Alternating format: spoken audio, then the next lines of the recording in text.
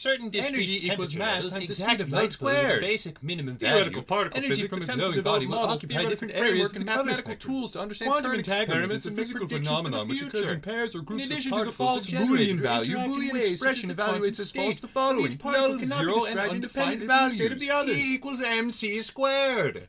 Now that I have established how credible and intelligent I am, let's talk about how comfortable I am. Have you heard of Thompson Tea? I can neither confirm nor deny that they have sponsored this video, but actually by law I have to confirm it, so they sponsored this video, and they provide sweat-proof undershirts with patented HydroShield technology and guarantee the prevention of sweat stains or your money back. They're streamlined, comfortable, and very practical. So, it's obvious now that I'm comfortable, and a mega super genius, so let's discuss what this video is really about. Essentially, I wanted to create a chart to let gamers determine how important they are to the development process and industry leaders as a whole. With the amount of feedback that developers and publishers receive daily, it's no secret that they take some more seriously than others, and today we're going to break it down into value-based categories to gauge whether or not your feedback in particular as a gamer is more or less considered in the context of video game development, balancing, and content production. To start with, we need to determine a central premise and goal for the gaming companies. While this can be mildly flexible, the fundamental drive is undeniably profit. The bare bones incentive for gaming publishers especially is quarterly profits and revenue. Whether they pursue it to the point of public outrage, as in the case of EA, or they dial it back, control themselves, and come out with high quality games incorporating user-friendly practices, they still do this all for profit. And that will be the premise for our charts today in this video. The second thing to do is break down gamers into 10 categories, or 2 groups of 5 specifically. The first 5 categories will be for gameplay habits, and the second 5 will be for spending habits, and the combined value from those 2 groups that you fit into will be your overall score. For gameplay habits, we can group players into the following sections specifically. Number 1, the hyper-casual players. This group consists of players that may play 1 or 2 hours a week or less, and they really don't game that often. So this is kind of the very low end of the spectrum. Number 2 is the standard casual players. These gamers likely play at least a few hours per week and maybe a couple hours per day on weekends or some similar format to that. Number 3 are the semi-hardcore players. Most often these players will game for about an hour or 2 almost every single day. The fourth category is the standard hardcore players, and these players are online multiple hours per day, ranging from a few hours to even 6, 8, or potentially more. But these are the group of gamers that are playing a lot. Last up for the fifth category is professional esports players and content creators. These gamers participate in the industry as their entire job, or they compete for a living, often playing 8 or more hours per day, and usually they possess an audience of some kind, whether it be on social media or some other area. Personally, this category is the one that I fall into. Now we must assign values to these categories based on their importance to gaming developers and publishers, and give them a score ranging from 1 to 5, with 1 being unimportant and 5 being extremely important. To briefly summarize, when considering profit as a bottom line, and when incorporating the various other experiences that I and other collaborating sources in this video have had in the industry over the past few years, we can evaluate the categories briefly as follows. Standard casual players are the largest demographic by far, and with a clear trend displayed by recent AAA releases catering to the more casual audience, we can zero in on them as an easy 5. This audience is huge, it's absolutely massive, and it includes enormous amounts of children and can propel games to the spotlight on Twitch and YouTube very easily if it's properly catered to. Then we have the hyper-casual players, which are also quite a large group. Perhaps they're fitting gaming in alongside family obligations or a stressful job. Hyper-casual players still carry a lot of weight when considering feedback. They net a 4 in importance, only losing 1 point for not being quite as large of a group as the colossus that is standard casual. Now we have semi-hardcore players, and this is where the size of the group diminishes drastically. This category only nets a 3 due to its reduced size, and these players often have a very good grasp of game mechanics, and honestly, they're what a lot of people picture when they imagine the term gamer. Then there are the standard hardcore players. This is an even smaller group than the semi-hardcore, and as a result, they come in at a 2. These players often have very constructive feedback and could possibly jump categories to the esports or content creator group if they wanted to, but they prefer not to and focus on personal enjoyment. This group earns a 2 purely because of its minuscule size in comparison with the other categories. Last up is the professional players and content creators. While this group is actually the smallest of all, even smaller than the hardcore players, players, the thing to consider is their audience. They themselves do not fit into the larger demographic categories, but they have access more often than not to a huge chunk of players that do fall into those categories, and this boosts their score significantly. They come in at a 3 to a 4 or potentially a 5, depending on audience size or team affiliation.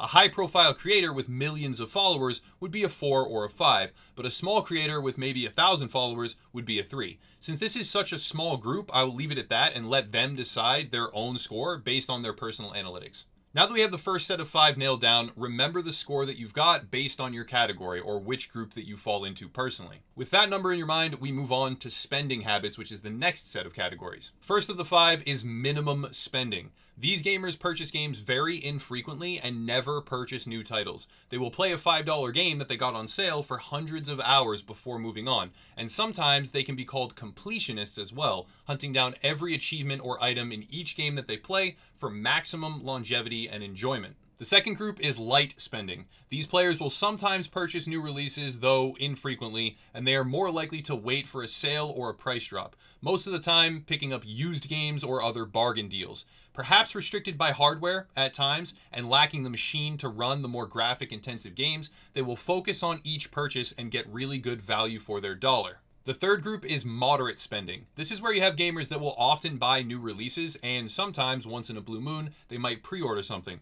They may even bounce from one game to the next on occasion before finishing the previous one or burning themselves out on it, and their game library likely has a few games that are relatively unplayed or that they have yet to get to. If there is a game they are extremely enthusiastic about, they might consider spending a bit extra on microtransactions or cosmetics, though that would be super rare, and this is the category personally that I fall into, I think. Next up is heavy spending. These gamers buy pretty much every new release that is available to them. They don't really have an aversion to pre-ordering, and their game library is likely quite large. They most often have decent hardware and are not restricted based on that criteria, and once in a while they may even fork over some extra for loot boxes or cosmetics, but it's kind of infrequent. Last up are the whales. These players most often get every single release that launches, they pre-order digital deluxe editions, and they likely have both a PS4 and an Xbox One, as well as a PC that runs most, if not all, of the games. They will routinely purchase microtransactions, and their digital or disc libraries are probably full of games that have hardly ever or never even been played, and this is a developer's wet dream. For scoring with these categories, it's pretty easy to assign a 5 to the whales. This is the group that has helped push microtransactions to the top of most publishers' priority list due to their insane profitability. This demographic spends the most on games, and it's a really easy 5 to give them. Backtracking from there, it's pretty obvious which way the scores will move. Since the bottom line is profit, the less gamers spend, the lower their respective score will be. Heavy spenders net about a 4, moderate spenders about a 3, light spenders a 2, and minimum spenders a 1 or a 2. In this case, we will say 2, I guess, to be generous, since there is not a whole lot of difference when compared to the light spenders. Both are not ideal demographics to gaming companies due to their aversion to pre-ordering and full-price $60 release purchases. Now, after all that's done, you can take and add your two category values together to get your final score. For me, since I am a content creator and a moderate spender, I get a 3, and since I'm not a multi-million follower channel, I can't get a 5 or a 4. I get another 3 after that. This leaves me with a 6 out of 10. Because of my audience and my moderate spending, I am a middle-of-the-road gamer that gaming companies do consider at least somewhat in their decision-making process. For those standard casual players who fit into the category of whale or heavy spenders, thus coming in at a 10 out of 10 or a 9 out of 10, this does not mean that they have a direct line to the developers or that they could ask for something and it would thus be implemented. But what it does mean is that their perceived needs are often being considered in the choices that typical development teams make. These aren't universal facts. This score assumes quite a few things, and having a 3 out of 10 versus a 10 out of 10 does not mean that you are worthless. But what it does mean is that most likely to qualify for a 3 out of 10 score or some other very low-end spectrum score, you are part of a relatively small group of gamers and have very, very minimal spending habits. These facts combined mean that when considering profit as a bottom line for companies, it is fiscally irresponsible to balance their game and structure its enjoyment curve with the intention of appealing to that lower end demographic, that lower score demographic, more so than the others. It's just frankly less profitable for them. Let me know in the comments what your personal score is. What are you? A hyper casual whale, a hardcore minimal spender? And I'm really curious to see what the composition of my more vocal audience members is. To be crystal clear, I am not trying to insult anyone.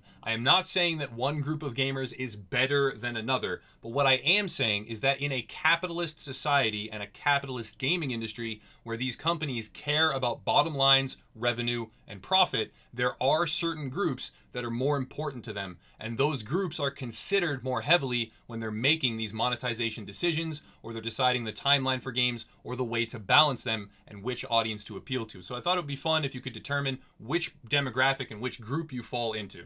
That's pretty much going to wrap it up. Did I tell you about Thompson Tea though?